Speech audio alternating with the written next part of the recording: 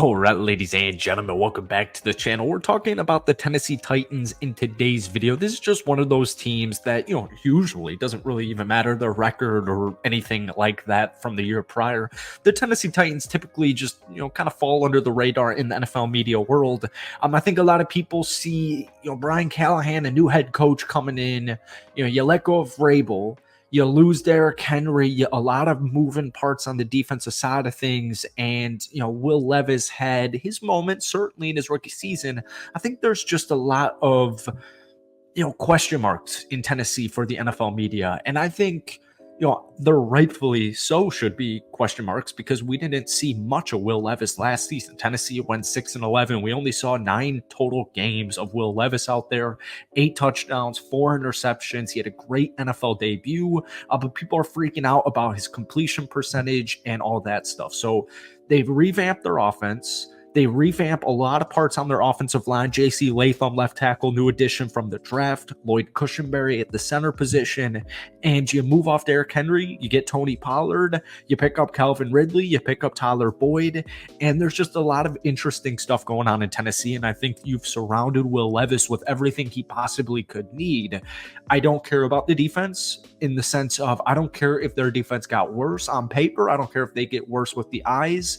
All I want to see from Tennessee this upcoming season is Will Levis, my dude, moving forward, or do we need to, recalibrate here? So welcome back to the channel. Obviously, we're talking about the Titans in today's video, but before we do, if you guys enjoy it, be sure to hit that like button, hit that sub button for daily NFL content. Titans fans, if we could try and get this video to 100 likes, that would mean the absolute world to me. So I'm a pretty big Will Levis supporter. I liked what he did over in Kentucky. I just like SEC football, and I think he did a really good job at making Kentucky just a really solid football program with a good QB and Will Levis. So last season, my hopes were a little bit higher for the Tennessee Titans, but I am kind of glad that it went the way they did. 6-11. You had the 27th ranked total offense. I loved the move for DeAndre Hopkins. However, I still felt they needed a little bit more. I like it and still do like Derrick Henry a lot, but it just felt like their, change needed to come. So we have some Will Levis, Tennessee Titans stuff here. Will Levis projected stats this upcoming season. I saw a statistic of it on, I believe, Bleacher Report. 60.3 completion percentage, a little over 3,500 passing yards, 21 touchdowns, 13 interceptions, about 200 rushing yards, and 2 rushing touchdowns. So, once again, Will Levis, even back in college, was never like this crazy statistical guy, right? In his final year at Kentucky, 65 completion percentage, 19 touchdowns, 10 interceptions, only 2,400 total passing yards. You don't need, I'm not expecting, this upcoming year, probably not even at any point in Will Levis's career where he's thrown like 40 touchdowns and, 7 interceptions for like 5,400 passing yards. All I want to see is consistency in the offense, and I just want to see my quarterback. I want to see if Will Levis is that dude. So, I saw an overreaction. There were, I think it was also a Bleacher Report article. They were going through like overreactions and why it's a hot take, something like that. The overreaction was that an improved supporting cast can help Will Levis become a legitimate franchise quarterback in 2024. The why to that was the Titans didn't do close enough considering Levis's issues. The 2023 second-round pick completed only 58.4% of his passes and had the league's lowest qualified on-target rate during his roller coaster rookie season. It's all hearsay to me. Any rookie QB who just gets thrown into the mix, you got to take it with a grain of salt. Even if Will Levis had a full rookie season, you still have to take it with a grain of salt, just like we're doing with CJ Stroud, just like we're doing with Bryce Young, just like we're going to do with every rookie quarterback in this year's draft class. But when you dig a little bit deeper into it, and I'm about to give you a stat that all Titans fans are, have a feeling of, it was just such a rush-heavy offense that they pretty much neglected the passing department for way too long. DeAndre Hopkins was a huge move, but outside of that, there just was no consistency there. And now You got Calvin Ridley. Now you have Tyler Boyd. The Titans actually have one of the sneakiest wide receiver rooms in the National Football League with DeAndre Hopkins, Calvin Ridley, Tyler Boyd, Traylon Burks, Nick Westbrook-Akine. I just saw something crazy. I saw a tweet from Easton Freeze here. Titans head coach Brian Callahan says wide receiver Traylon Burks is going to have to be a contributor on special teams to justify a game day roster spot. However, he did say everybody who isn't a starter needs to do that. He explained, say, guys like Burks should be a great impact on special teams. When I heard that, I kind of cringed a little bit. We'll talk about that towards the end of the video. Calvin Ridley just the other day said Traylon Burks is like Terrell Owens, Julio Jones, and A.J. Brown. So we'll talk about Burks in just a second.